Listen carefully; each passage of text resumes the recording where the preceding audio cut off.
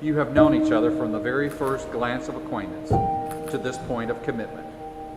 At some point you decided to marry. From that moment of yes to this moment of yes indeed, you have been making promises and agreements in informal ways. All those conversations that were held riding in a car or over a meal or during long walks, all of those sentences that began with when we're married and continued with I will and you will and we will. Those late night talks that included someday, somehow, and maybe. And all those promises that are unspoken matters of the heart. All these common things and more are the real process of a wedding.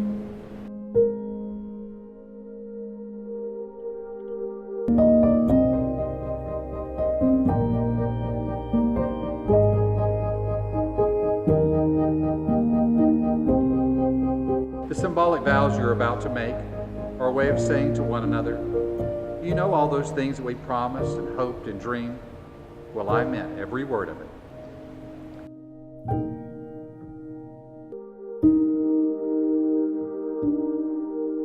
Here today to witness the coming together of two people whose hearts and spirits are already entwined as one.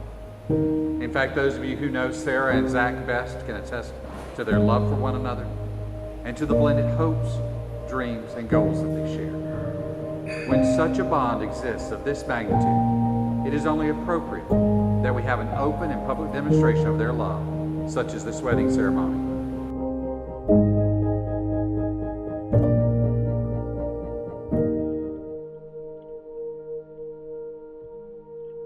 Look at one another and remember this moment in time. Before this moment, you have been many things to one another: acquaintance, friend, teacher, companion, lover, dancing partner.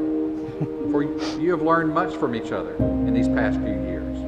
Now you will say a few words which will take you across a threshold of life, and things will never quite be the same between the two of you. For after these vows you shall say to the world, this is my husband, this is my wife.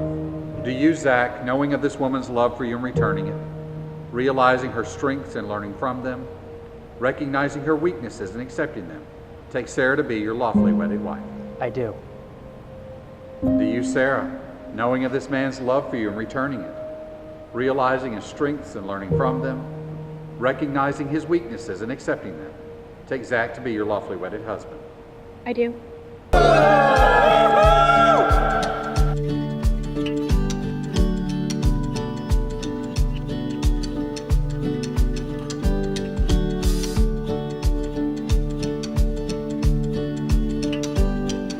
Ladies and gentlemen, give it up for the new Mr. and Mrs. Anderson!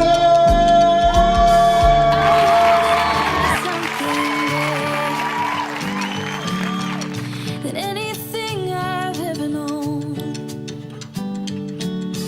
We live in seasons like the weather, but one thing's constant all along. I don't think that I could find a better way to spend my time than spending it all on you. I couldn't ask for a better daughter and a better son-in-law. You're the son I always wanted.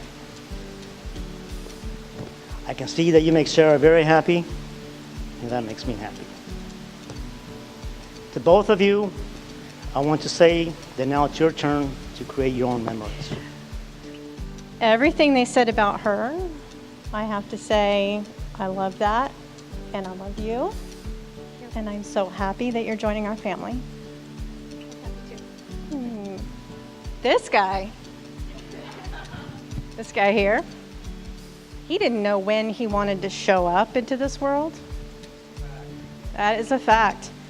Drive the Belt Parkway twice with potholes in Brooklyn, New York, in the middle of winter.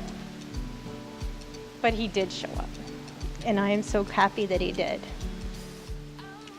Surprise your new bride with spontaneous gifts for no reason other than your love. Simple things with meaning. Loving things that show her how important she is to you.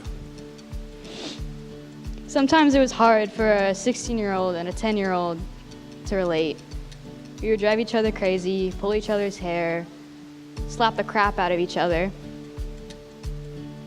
and frustrated each other so much.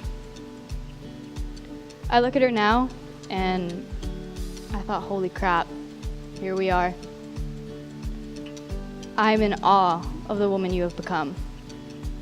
I watched my sister go to prom, graduate high school and college, but most importantly, I watched you fall in love with Zach. Ladies and gentlemen, it's time for cake.